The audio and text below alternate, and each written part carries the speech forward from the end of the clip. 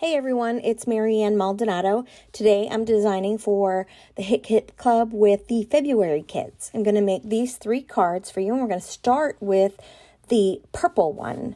When there's purple in a kit, I gravitate right towards it, and that's what I typically want to start with. But I'm showing you some of the items that I plan to use, and then I went old school and did a 3-tiered mat, with the top one being with foam tape.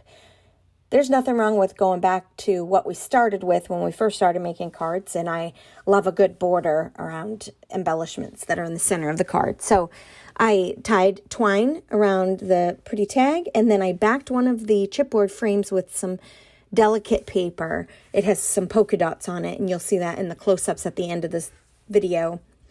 There's a lot of vellum in this kit, and I wanted to at least use a piece or two on this card, so I grabbed a circle and some greenery, which isn't green, it's actually black, but like a leafy type thing, and a heart and a sentiment. And, you know, I think that is about all I add to this layout or this card, and I really enjoyed what it looks like towards the end. I added a little bit of black because I wanted your eye to go all the way around. Oh, and that butterfly on the bottom may have covered up a boo-boo I made with the black stickles. So the next card I'm making is with the nested heart metal dies from February. Sorry, that's a mouthful. And I did one of each color of the cardstock, and I wanted the heart pattern because I thought it was bright and beautiful. So I take those off screen and I cut them. And then you can see here that I just cut them in rainbow order, and then I'm going to layer largest to smallest, of course. Now I contemplated trying to drop the heart makes a little point at the bottom.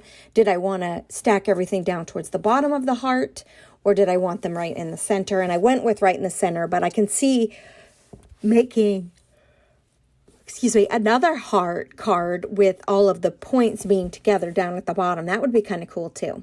But a lot of times to utilize my crafting mat, I put a little piece of tape on the back side of my card so it doesn't shift on me, and I stick it to my mat so I can use the grids for lining things up.